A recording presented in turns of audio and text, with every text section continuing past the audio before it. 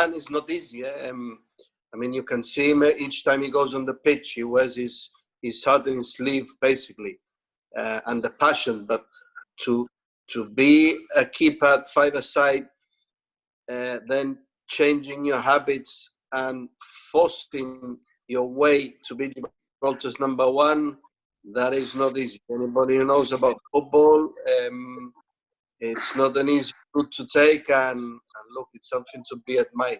And it's the passion of never giving up. I've got to give a lot of credit to Manolo, to Chupete, because I remember like if it was yesterday, the first time he came to the session, I wasn't stupid. We had just signed Liam Neal. We had just signed Liam Neal, and he was a third choice keeper for the GFA. And obviously we start training all this, and he came with that. How do you say, with that? You know, with that badge that everyone will say, well, no, he's third choice keeper. He must be. Yeah. And when we used to play all the friendlies in pre-season, he always used to start. So I pulled the manager over to one side. I said, Mira Manolo, what do I need to improve? Because by the start of the season, I want to be number one. I said, what do I need to improve? I never questioned his decisions. I said, what do you want me to improve, to work on, so I can gain that shirt? And he was quite harsh. The first thing he said to me, he said, you don't know how to throw yourself. He said, you don't know how to dive. He said, but if you want, I will work with you. And we used to bone every session, like an hour before, every day, with him, working.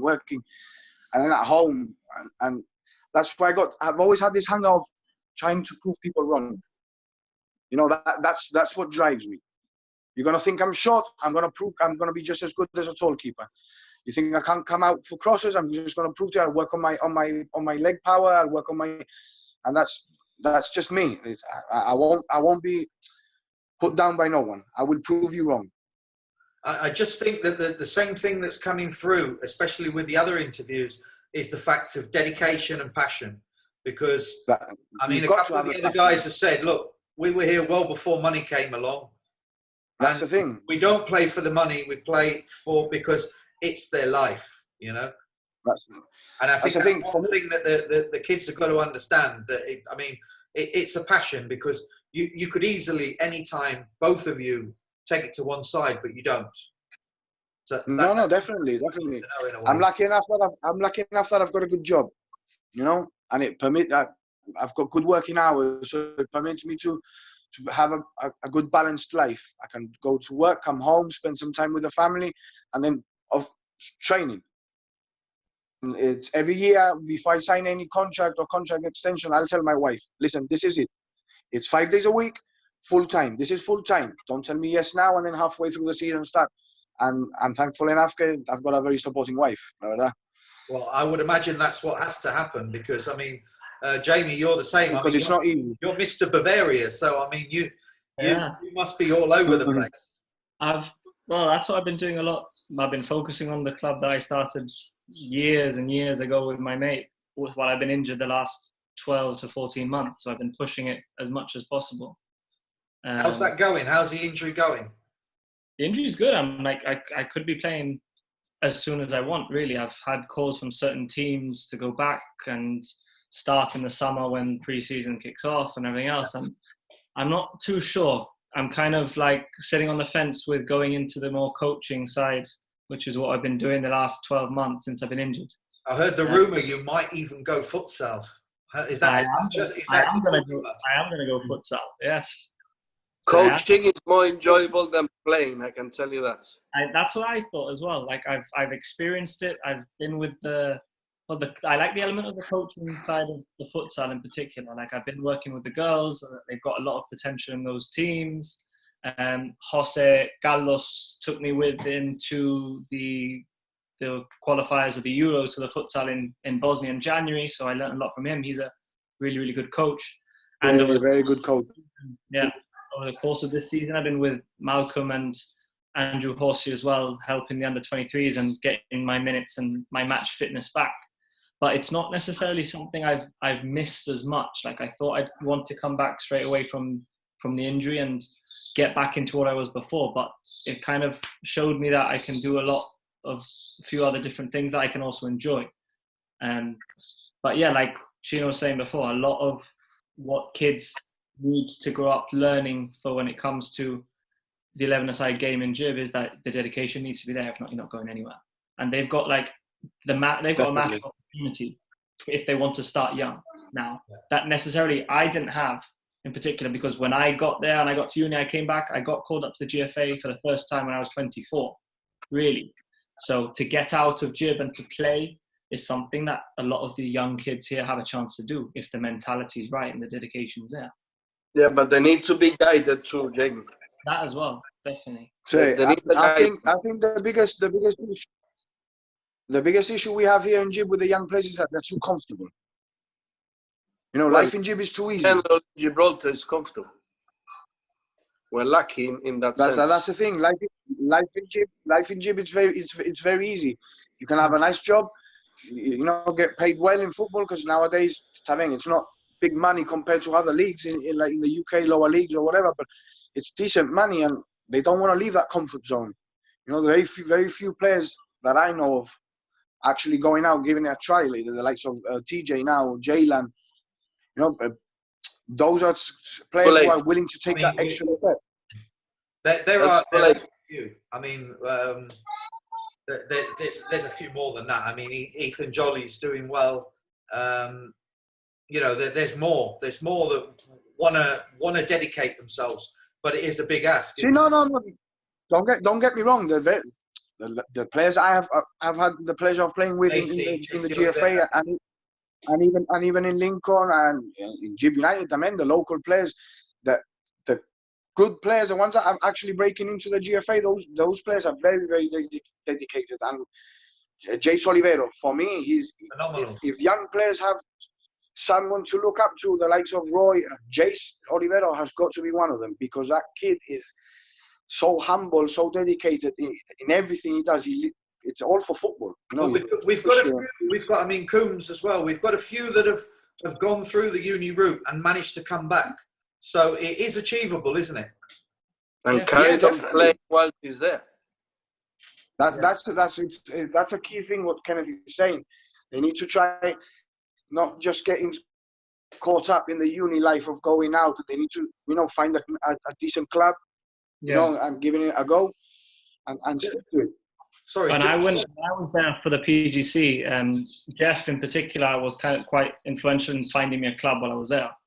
But that wasn't just, okay, you turn up and, you say you play for Gibraltar and that's it. No, you have to get trained from where I needed to go. I had to train 3 times a week on my own as well, because the lower league. The bus, then another train. And yeah, tell me about it.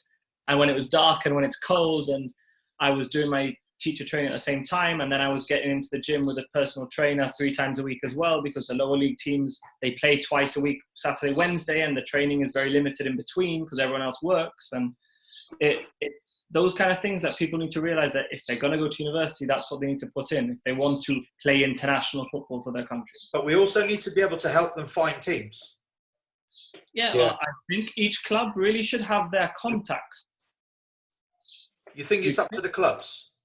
I think if for example, I went to during my PGC year while I was with Lincoln that year that Raul Procopio was there and everything else, and they kind of played a part as well in saying, look, if Jeff, because Jeff was the national manager at the time and I had a good relationship with him, he said, look, I'll find you something. If not, we'll see what Lincoln can do. But it's up to the clubs as well. That I went on loan, so they kind of loaned me out, and then that's what I was going to say. The thing, I mean, Kenneth can probably explain more than anybody. It's just that the bit I can't get around my head is that, for example, let's just say hypothetically, my son. Right? I don't want to keep using my kids as an example, but let's just say he's not on a contract at Lincoln. He signs every September, say, or August. So if he just decides to go to university, he's not actually a Lincoln player, and at that stage, he's not going to sign for Lincoln, because I don't know what the laws are with the.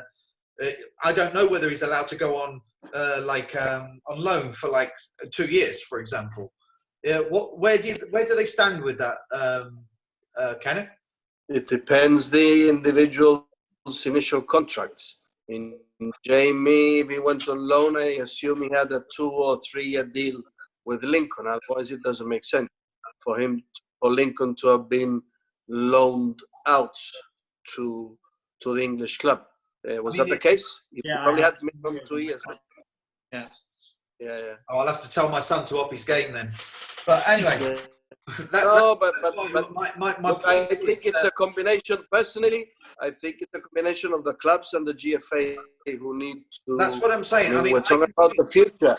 I can see from a club's point of view, if you're going to let somebody go that's going to spend 3 years at university, it's highly unlikely, even if they're pretty good, that they're going to come back to you. So I can understand why Lincoln, maybe not Lincoln. No. Yes, but whoever. But what I'm hesitant about to do that. Are you with me or not? Lincoln. Yeah, we're with you. But what I'm mentioning, we're using Lincoln as an example, but we could talk about any. Oh yeah, well, we can use any club as an example. We have a huge problem in Gibraltar. It's a great problem to have. We have an excellent education system, and every year loads of kids go.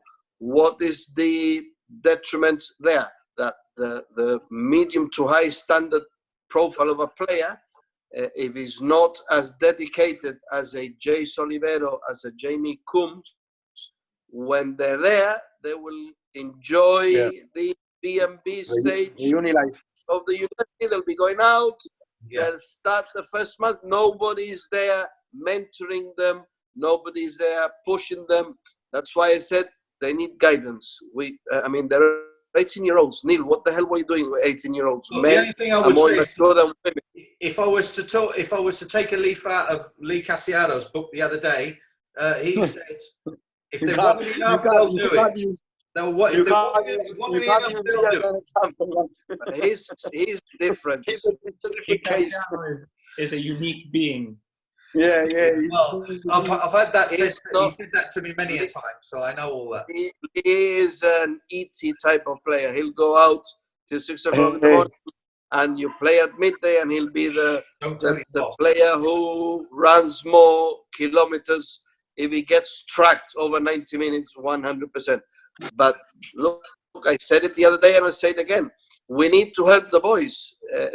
It's impossible that we will get somebody reaching a professional if we don't guide them through, because they will be. You heard Joseph the other day, taking people into schools, especially from the GFA. I think it's something that should be done, at least into the middle schools, to start there. It'll build a mindset, and it'll be an option. I mean, I'm pretty sure even the education department will welcome it. I mean, how many? You look every year, we've got great grades, and most of them, they'll either be a lawyer, an accountant, or a teacher in the football industry. Not just a player, but we've got great facilities at Europa Point. We've had already lots of youngsters without having any sort of guidance from a higher level, following into being physios and stuff like that. We've got a great bunch of physios coming up, but this is the same. We need to guide our youngsters. We need to give them the tools. I agree, man. They don't make them. That's a different kettle of fish. But the only point I'd like to expect them to do everything. The only point I'd like to make, by the way, we've only got 3 minutes left, but the point I'd like to make is we don't want to get into the boat where, for example, let's just say government jobs. You need a degree to get a government job. The kids don't need to go to university to get an education in football. I think what we need to do is make sure that we create the right pathway, whether we have to join an affiliated team or not. For example, look at Jaylan Hankins, look at TJ DeBar. They do. If we had a route with other clubs, I'm sure, for example, Chino, if he'd have been given an opportunity, I'm going to use Plymouth because we used to be affiliated to Plymouth when it came to education. If we had a pathway to Plymouth, Argyle, and they said, Chino, I want you to further your football career. You're subsidised to go to Plymouth Argyle. I think you would grab it with both hands. Would you or would you not? Wow, definitely. Most definitely. What I'm saying is, I understand that it's very difficult to do it through university, and it requires dedication, like everything does.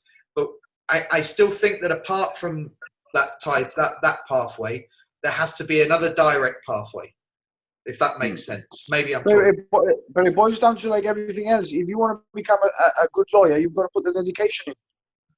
You're not the first one to use the lawyer. In the next part, we'll talk about what you just mentioned in the lawyer, which I used it as an example. But we're running out of time, and Neil has got to pitch another link. But we'll start it up there because I agree 100%. And now when Neil sends it, I'll start up there. I'll see you in 5. Yep. Hurry up, you fat. I'm still recording, you know.